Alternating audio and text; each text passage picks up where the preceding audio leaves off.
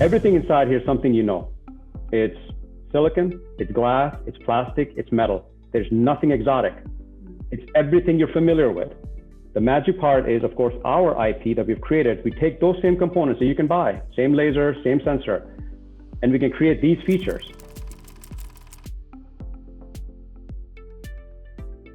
Hi, and welcome to Behind the Wall at InvestorPlace. I'm your host, Joanna Macris, and today we are back talking about autonomous driving and safety among car makers, and specifically Lidar technology, which is going to be an important enabling technology. Joining us today is Sumit Sharma, CEO of Microvision, which is very much involved in the automotive Lidar and augmented reality space. Hi, Sumit, welcome. Thank you, Joanna. Thank you for having me. So let's jump into it. Let's talk about Lidar, competitive space. Not everyone's going to make it. Are many of these companies even able to meet car maker requirements? And what's your take on kind of the state of the industry right now? I think, recently we presented our sensor at the Munich Auto Show, so I can give you, direct context from recently what we've done. It's actually very interesting being there because everybody was demonstrating the technology publicly. So it was kind of, pound for pound, it was all out there. One thing that I can walk away clearly saying that every OEM and every tier one that was present there, they had a Lidar story as part of their product story. ADAS is going to be big. And I think it's clear that for ADAS features beyond autonomous driving, but even in ADAS, in the space like advanced safety, Lidar is required. Because every OEM, every tier one of the biggest things that they were talking about was Lidar. So I think it's important to understand that, what we're talking about in Lidar, all the companies that are in the Lidar space, there is a market. There is a market that clearly, we all have to find a way to attack and to find a solution. But knowing the market, which is automotive OEMs and tier ones, I think it's also important to remember, they know their space, they know their customers, everything has to be price competitive, the highest end technology. So what I walked away was, more confident about our path than ever before. And not just, it's not just hubris. I mean, honestly, I can tell you this is, the sensor size, the specifications, all these things have been known. Cost targets have been known by all the competitors. And all of us have, gone a different route to get there. I feel pretty confident in our path because what we demonstrated, meets and exceeds what OEMs wanted. And I was very happy with the outcome of our visit. Great. So you talked about on your last earnings call, I think 4 new Lidar products. Can you discuss kind of what you see as the addressable market for each? There's a kind of a wide span of companies targeting safety on one hand and autonomous driving on the other. So that would be helpful to differentiate for us. So we actually have one main product that we believe actually solves a lot of the issues that OEMs have been struggling with when it came to using Lidar technology. It is our dynamic view Lidar. The other 3 products that we announced at the show, and also we've talked about the last earnings call, those are more interim products as part of a derivative from our A sample that allows different OEMs and different tier ones, if they're, if they are exploring something new, that they're able to have a sensor that can do exactly what they need without having to initiate a development contract or joint development contract. So what we have done with our A sample is we've tried to enable OEMs and tier ones to evaluate the space. Again, if you think about it, if you have a very rigid Lidar product, and every time somebody wants to engage with you, and it's going to take you 3 to 5 years to develop it with all the risk and all the cost that goes into it, that's not attainable for any OEM. That's a lot of money. So creating something that's flexible allows them to actually get on board. But the main product, the one that got the most attention, that I can honestly say, really like we talked the most about with potential interested parties, was about our dynamic view Lidar. And what the dynamic view Lidar is, of course, it is imaging the near field, the mid field, and the far field, all in from a single Lidar at an extremely high resolution.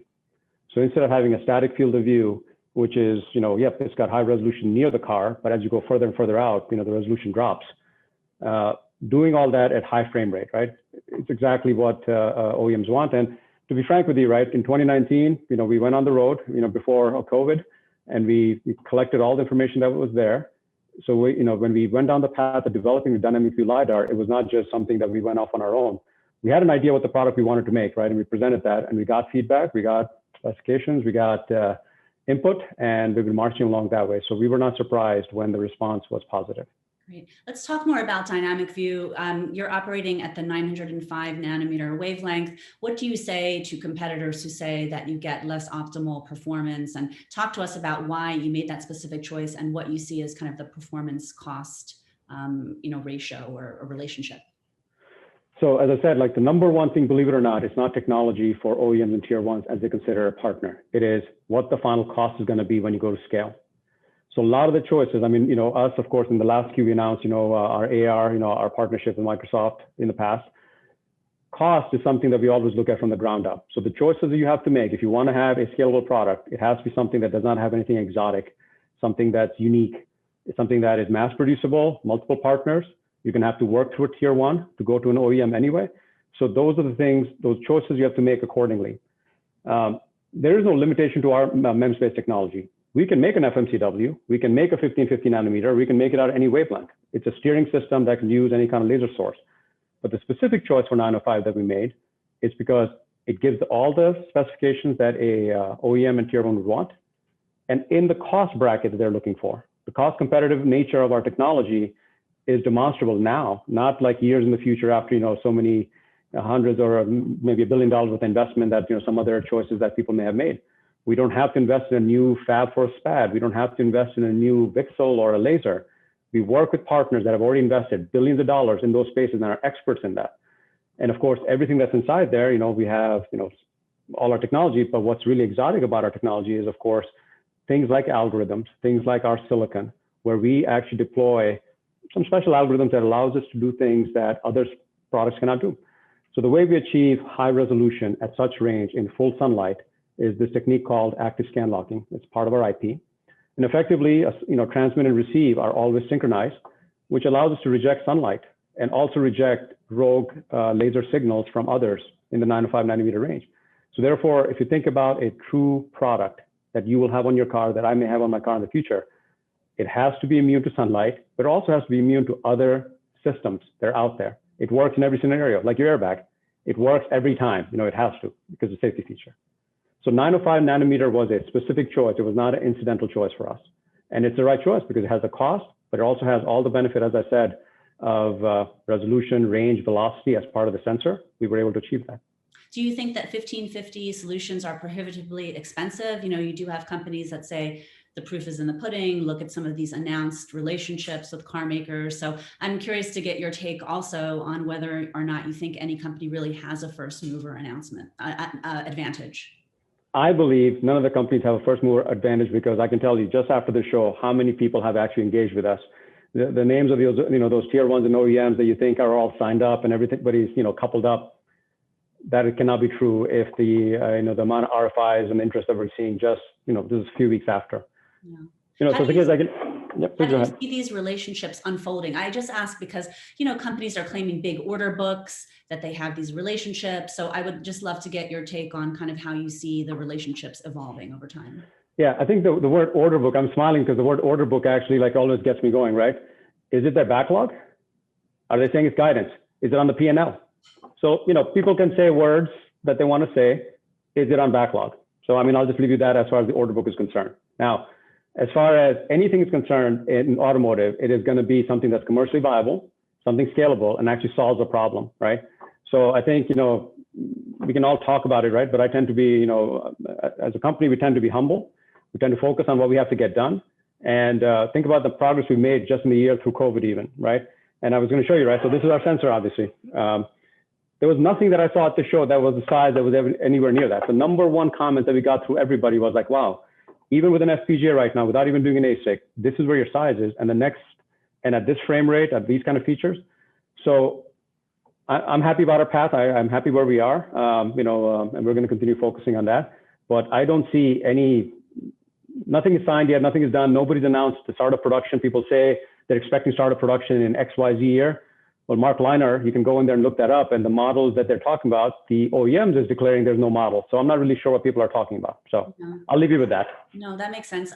Companies are also saying that, some LiDARs are not going to have the kind of frame rate that's truly needed, the features that are truly needed to enable autonomous driving, that they might be kind of at the low end of the spectrum with safety features. What are your thoughts? Will the market shake out in that way? I think the market is going to shake out. I think one thing you said at the beginning when we first started talking was consolidation is along the way. You can think about, what, just recently was announced yesterday. Just two things announced yesterday. One was, of course, with Ouster. The other one was Veoneer. You can see ADAS space. Just let's talk about not LiDAR, ADAS space. A lot of consolidation is going to continue happening because this is a big market. It is a big opportunity for lots of different things to shake out.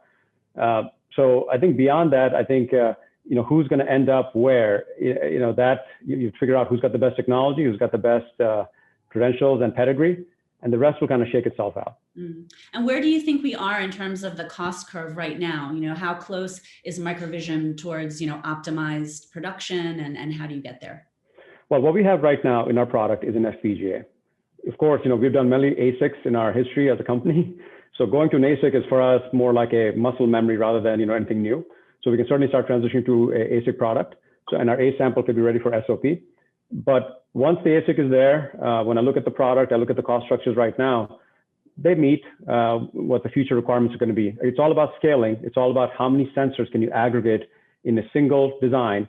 Therefore, you get the economy of scale. If you have OEMs that are looking at 50,000, 100,000 units a year, that does not scale to the ASIC where the cost comes down. Now, when you start getting to like 1.5 million, 1.2 million, now, investing in an ASIC program totally makes sense because if you want to do the right ASIC, you want to do a 7 nanometer ASIC, it's going to cost you some, but you have to justify it because that's a pretty big expense you're going to take on, right? This is where Mobileye, of course, is ahead, right? Because of course they have the volumes, therefore they have those generation ASICs. We can do those ASICs, of course, right? But LiDAR companies are trying to find that sweet spot where they are going to be able to provide a product at the right price point. I feel comfortable where we are.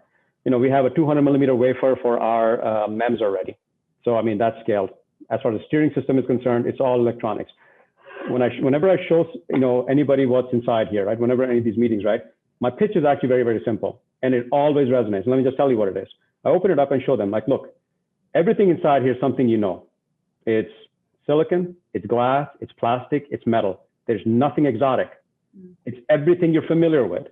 The magic part is, of course, our IP that we've created. We take those same components that you can buy, same laser, same sensor, and we can create these features. And of course, you have the pedigree, as we filed in the last queue. We've done this for bigger companies before with the reliability, with the cost targets. So there's nothing exotic, but yet all the features that nobody else can meet right now. The exotic part is in our software, is in our silicon, which is, of course, our great set of engineers that keep creating these features. So, and every time that resonates because it gets them comfortable because it's now they understand there's nothing that I'm selling to them. They can look at themselves, they can get their arms around the technology. But the exotic part, of course, is our IP, what this company has done over such a long time in all these different spaces. So when you talk about cost, right, the reason why it's so calmly I can say cost is contained is because what's inside there, anybody can price out. There's nothing, right? So when somebody creates a custom SPAD line or a custom VCSEL line, they're investing a lot of their investors' money in making custom lasers. They're trying to find a way to have a foothold so they can charge margin. In this case, software and silicon, that's the magic. Anybody can have those components, but you need our software and our IP to make it happen. Well, we've talked a lot about automotive LiDAR. There's a lot of activity there, but Microvision is actually sitting squarely in another interesting market, augmented reality. You've talked about Microsoft and the HoloLens relationship. Can you update us on what's going on in that space? I think AR space is developing. I think till a big OEM, and here now you have Goliaths of OEMs. There's not 34 OEMs globally, there's Goliaths, right? As they enter, as they expand the market, AR will become part of our life. And actually, as a matter of fact, it has already become part of life. If you have a new iPhone, if you have a new iPad, if you have a Samsung device, if you have a Facebook device, if you think about all these devices are already starting to bring AR into our lives slowly. Now, head-mounted display, is again the holy grail, right? Something that, you can create an experience that you may not be able to create otherwise. So as that happens, I believe AR is going to become part of life. When that happens, of course, none of us control OEMs, they know in that space, all right? Now, where's Microvision? Well, we already have a 2K display. In August last year, we did a video of a 720p, something that could actually fit inside with a wide field of view. It's technology we already have. It's actually our Gen 3 MEMS was in there. So we can clearly do above and beyond what anybody else is out, offering out there. So North got acquired, other companies are in that space. I already have technology that can do bigger and better than them, right? In AR space. But the issue is the OEMs have to decide what experience do they want to deliver to the consumer. How do they actually going to see the market developing, right? So right now, if you think about AR, it's still early experimentation, it's early times. I would say it's earlier than the LiDAR space. But again, we're so far ahead of that one, right? We don't really have to invest that much because we can just sit on what we've already created, right? There's always need for innovation, but the innovation, we have something that is already, cost reduced, can fit on top of your head in, a nice pair of frames, like the Ray-Ban frames or something similar, good industrial design. We also have the helmet mounted, which is going to have unbelievable specifications for, let's say a commercial industrial product, certainly military as well.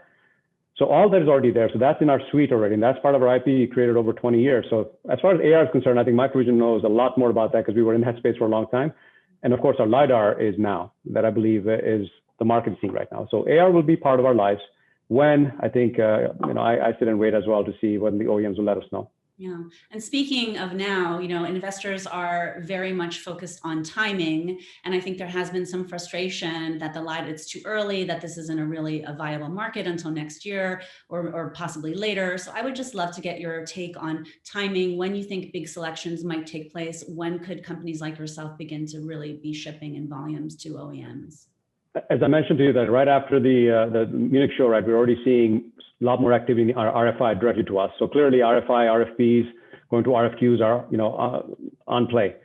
But if you think about all the LiDAR companies, there's going to be consolidation. And the comment I started off with, like if you think about ADAS and what is happening with Veoneer, Hella, all these companies, right, that consolidation is going to continue. So there is a lot of opportunity as far as investors are concerned. Of course, the company with the best technology, cost structure, its own IP, there's a path forward where they can win. Traditional revenue, traditional EBITDA, like how people would think about it. But also there's this other opportunity, which is, I've never taken it off the table, that strategic alternatives, that's always there, right? I think, the company that's there as revenues, if they are multiple years out, there's always a choice. And if you solve a very difficult problem and it is important for somebody to own your technology rather than work with you, right? Those are things that, we're open to here at Microvision. The board is always open to that. So the way I look at it, if you and I had this conversation, several years down the line, you will say the number of LiDAR companies we'll talk about is shrinking.